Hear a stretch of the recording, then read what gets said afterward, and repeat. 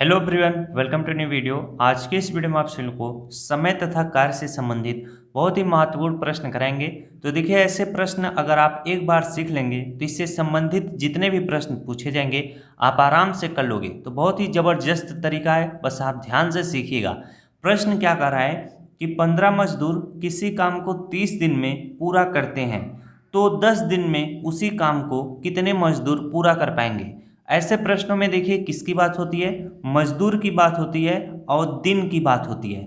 इसमें देखिए बोला है कि 15 मजदूर किसी काम को 30 दिन में पूरा कर देते हैं। फिर आगे क्या पूछ रहा है, आगे पूछ रहा है कि 15 मजदूर अगर 30 दिन में किसी काम को पूरा कर देते हैं तो उसी काम को अगर 10 दिन में कराना हो तो कितने मजदूर की आवश्यकता होगी।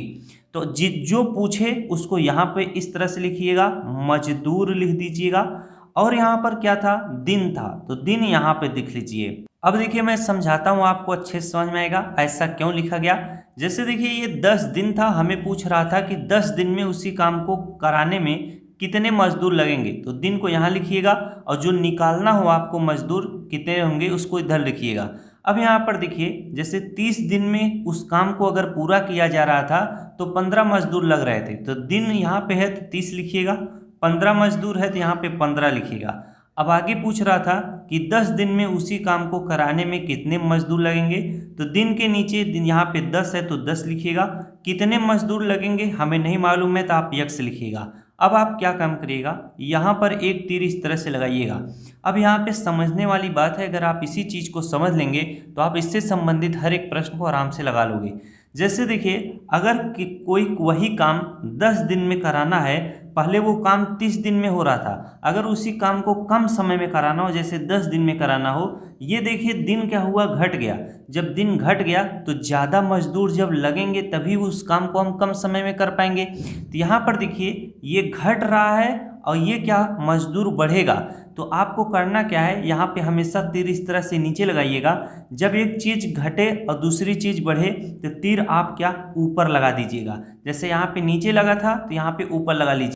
अभी मैं एक प्रश्न और बताता हूँ जिसमें देखिए तीर कब ऊपर ना लगकर कब नीचे ही लगेगी। जैसे एक चीज़ बढ़ेगी दूसरी चीज़ भी बढ़ेगी, एक चीज़ अगर घटी तो दूसरी चीज़ भी घटेगी। तो लेकिन ये प्रश्न दूसरे तरीके का है, इन प्रश्नों को समझिएगा। अब आपको करना क्या है, ये देखिए जो ऊपर का मुंह तीर का है वह 30/10, इसको आप इस तरह से यहाँ पर लिख लीजिएगा, 30/10 इस तरह से लिखिएगा। अब यहाँ पर देखिए इस तीर का मुंह क्या है, नीचे की साइड है, तो ऊपर वाली तीर क्या आप लिखा था 30/10, तो इस तीर को आप सीधा करके लिखिएगा। जैसे अगर हम यक्स को क्या कर देंगे, ऊपर कर देंगे, तो जैसे इस तीर का मुंह ऊपर था तो इसका भी यक्स ऊपर आ जाएगा। ये आपका नीचे है तो ये जो आपका है इस चीज़ को हम नीचे 15 लिख देंगे। अब बीच में बराबर का चिन्ह आइएगा। अब आप यक्स का मान आराम से निकाल सकते हैं, ये 30/10 है। अगर बराबर के साइड में हम 15 को इधर लाएंगे, ये बटे में इधर आएगा, गुणे में हो जाएगा, तो कितना हो जाएगा, 30 गुणे कितना हो जाएगा, 15 हो जाएगा। बटे में यहाँ पे 10 है तो बटे में 10 लिख लीजिएगा। 10 से 30 को आप आराम से काट सकते हो, शून्य से शून्य कट जाएगा, इधर बराबर x है तो बराबर x लिख लीजिएगा।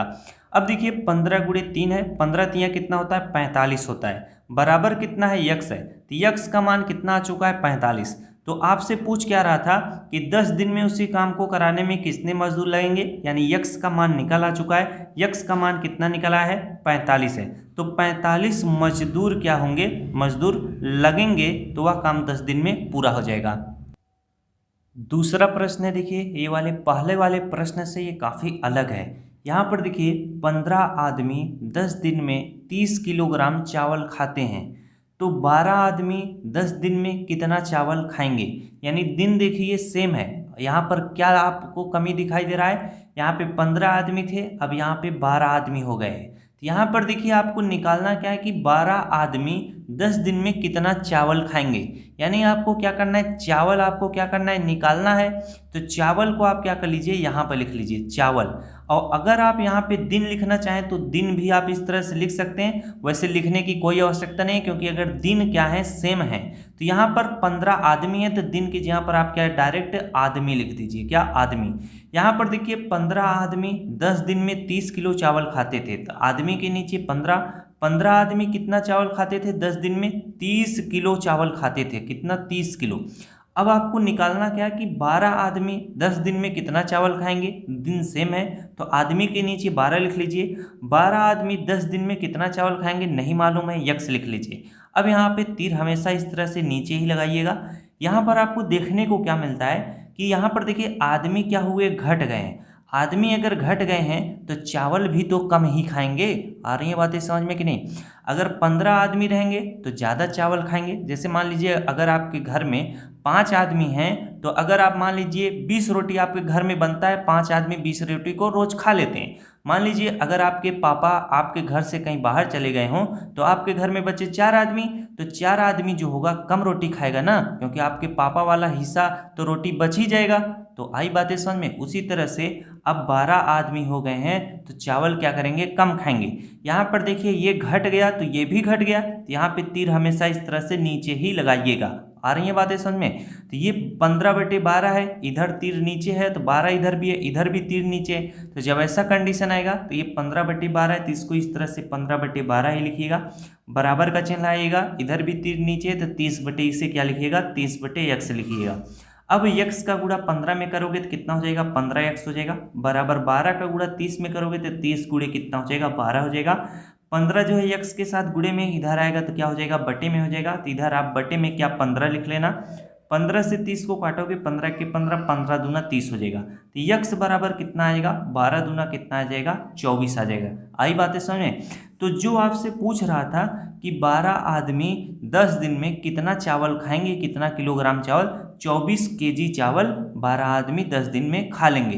तो बच रहा है कितना चावल, चावल बच जाएगा ना, बच रहा है तो 30 में से 24 घटाओगे, 6 kg चावल आपका बच जाए। तो आज के लिए बस इतना ही। आप सभी लोगों को काफ़ी अच्छे से मैंने बताया। अभी इस टाइप के प्रश्न और आपको समझाए जाएंगे, पहले आप इतना समझ लीजिए। मिलते हैं नेक्स्ट क्लास में। अगर जानकारी अच्छी लगी हो तो वीडियो को जरूर लाइक करना। Thanks for watching, I love you.